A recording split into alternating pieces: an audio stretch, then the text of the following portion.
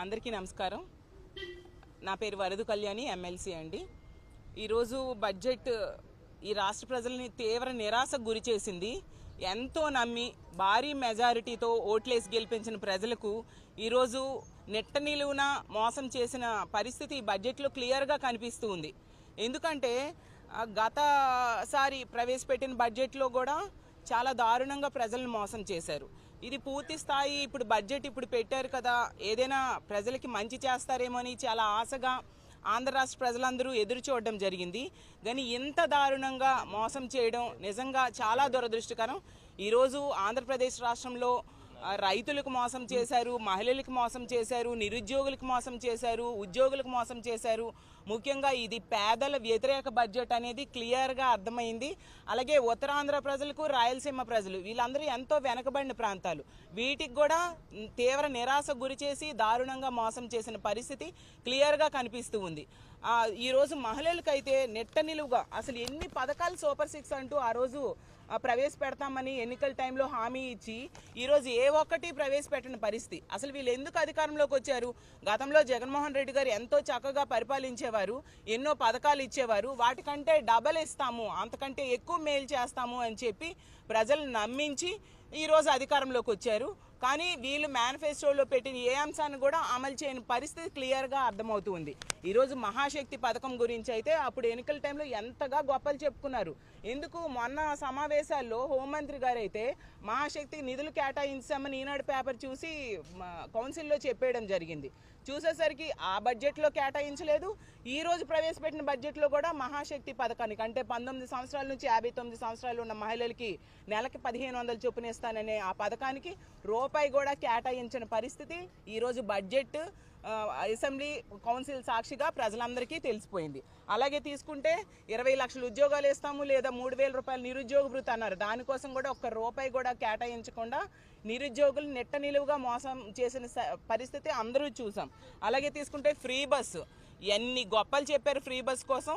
అసలు ఆంధ్ర రాష్ట్రంలో మహిళలందరూ ఎంతో ఆశగా ఫ్రీ బస్ కోసం ఎదురు చూసే పరిస్థితి, దాన్ని ఊసే ఈ బడ్జెట్లో పెట్టని పరిస్థితి.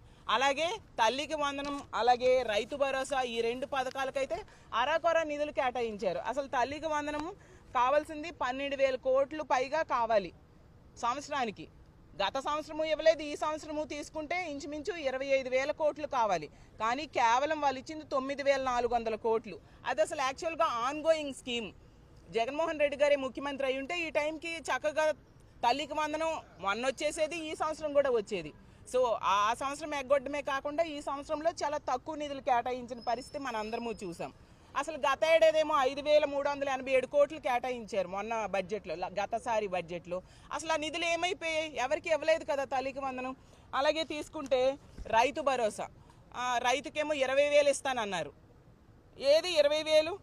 దానికి కావాల్సింది 10,400 కోట్లు అయితే 6,300 కోట్లు కేటాయించి కంటి తుడుపు చర్యగా కేటాయించడం జరిగింది. గత సంవత్సరం ఇవ్వలేదు, ఖరీఫ్ అయిపోయింది, రబీ అయిపోయింది.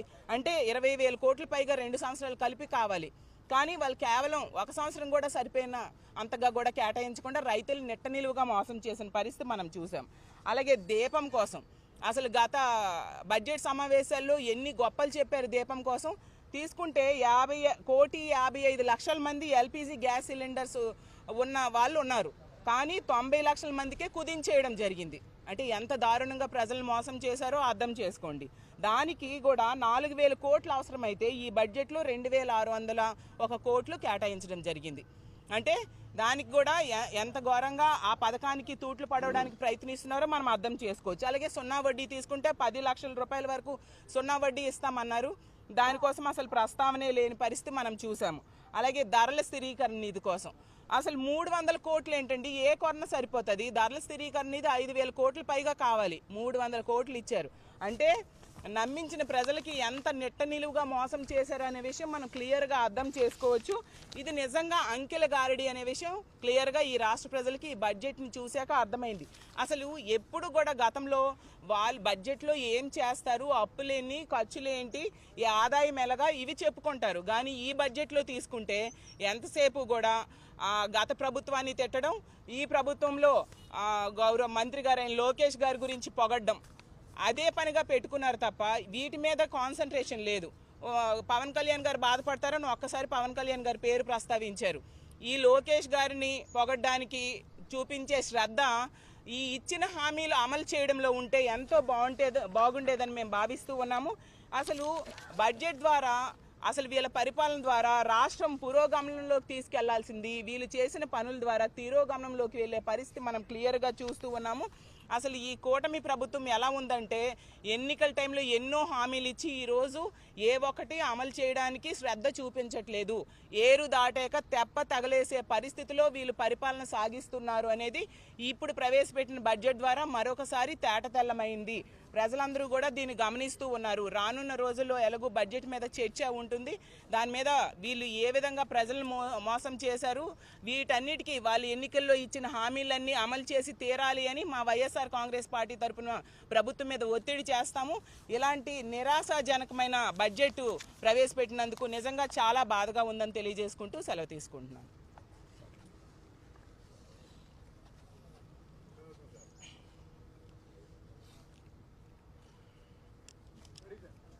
ఆల్మోస్ట్ ఈరోజు బడ్జెట్ సంబంధించినటువంటిది మీరంతా కూడా కవర్ చేస్తున్నారు. ఇప్పుడు మా పార్టీ సభ్యులైనటువంటి అందరూ కూడా ఈ సంక్షేమ పథకాల్లో ఏ విధంగా ప్రజలు మోసగించబడ్డారన్నది స్పష్టంగా కూడా తెలియజేయడం జరిగింది. కొన్ని పథకాలు అయితే ప్రధానంగా ఆడబిడ్డ నిధి సంవత్సరానికి 18,000 రూపాయలు ఇస్తారన్న దాని గురించి కనీసం అసలు మెన్షన్ కూడా చేయలేదు. అసలు ఈ సంవత్సరం కాకుండా నెక్స్ట్ ఇయర్ నుంచి అయినా ఇస్తామని కానీ దాని గురించి ఎక్కడా కూడా ప్రస్తావన చేయలేదు. అదే జగన్మోహన్ రెడ్డి గారు అయితే దానికి చాలా వాల్యూ ఇచ్చినారు. అంటే ఇంచుమించుగా 18,500 రూపాయలు సంవత్సరానికి ఇవ్వడం కానీ, వారికి ఉన్నటువంటి డ్వాక్రా లోన్స్ని క్యాన్సిల్ చేయడం కానీ, వీటన్నింటినీ కూడా అనేక పథకాలు మహిళల కోసం చేపడితే ఈరోజు కనీసం దాని గురించి ఊసి కూడా లేదు. సో ఇలా మిగిలినటువంటి పథకాలలో కూడా చాలా విపరీతమైనటువంటి కోతలు కూడా విధించినారు. సో నేను దాని గురించి ప్రస్తావనకు పోవట్లా. నేను ప్రధానంగా ఏం చెప్తానంటే మొన్నటి ఎలక్షన్స్లో అంటే వీరు 1 సంవత్సరం క్రితం ఎలక్షన్స్కి వెళ్ళినప్పుడు ప్రధానంగా ఎంప్లాయీస్ని అన్ఎంప్లాయీస్ని బాగా క్యాష్ చేసుకున్నారు. వారికి చెప్పినటువంటి అబద్ధాలు మోసాలు ఈరోజు అన్నీ కూడా ఎక్కడ కూడా ఒక్కటి కూడా అమలు పరిచే విధంగా వీళ్ళు ఎక్కడ కూడా కనిపించట్లా. జగన్మోహన్ రెడ్డి గారు ఆ రోజు 2019లో ఫస్ట్ సంతకంగానే అంటే మొట్టమొదటి క్యాబినెట్లోనే ఐఆర్ ప్రకటించినారు. 27% ఐఆర్ ప్రకటించినారు. సో ఆ విధంగా తర్వాత పీఆర్సీలో కొంత కోవిడ్ వల్ల 23% పీఆర్సీ పెట్టినప్పటికీ కూడా ఎక్కడ కూడా ఎంప్లాయీస్ అందరికీ కూడా ఒక హ్యాపీగా ఉండేటట్టుగా మొదట్లోనే ఐఆర్ ప్రకటించడం కానీ వారికి శాలరీస్ అన్నీ కూడా అలా ఇవ్వడం కూడా జరిగింది. అయితే ఈ ప్రభుత్వం మొట్టమొదటిగా ఏం చెప్పారు, మొట్టమొదటిగా రాగానే ఇంకా బెటర్ ఐఆర్ ఇస్తామని చెప్పినారు, లేదా పీఆర్సీ ప్రకటిస్తామని చెప్పినారు. కానీ అంటే అందరూ కూడా ఎంప్లాయీస్ ఎక్స్పెక్ట్ చేస్తున్నారు కనీసం 30% అయినా ఐఆర్ ప్రకటిస్తారు అని. ఇప్పుడు సంవత్సరం రోజులైంది, ఎక్కడ కూడా గత సంవత్సరంలో ఈ ఐఆర్ గురించి కానీ పీఆర్సీ గురించి కానీ ఎక్కడ కూడా మెన్షన్ చేయాలి. ఈ రోజు బడ్జెట్లో కూడా ఎక్స్పెక్ట్ చేస్తున్నాం దాని గురించి ఎక్కడైనా కూడా మెన్షన్ చేస్తారేమో, ఐఆర్ అన్నా ప్రకటిస్తారేమో, లేదా కనీసం పీఆర్సీకి సంబంధించి ఒక కమిటీ అయినా వేస్తారేమో. అంటే పీఆర్సీ ఉన్న కమిటీని కూడా రద్దు చేసినారు ఈ గవర్నమెంట్ రాగానే, కనీసం కొత్త కమిటీ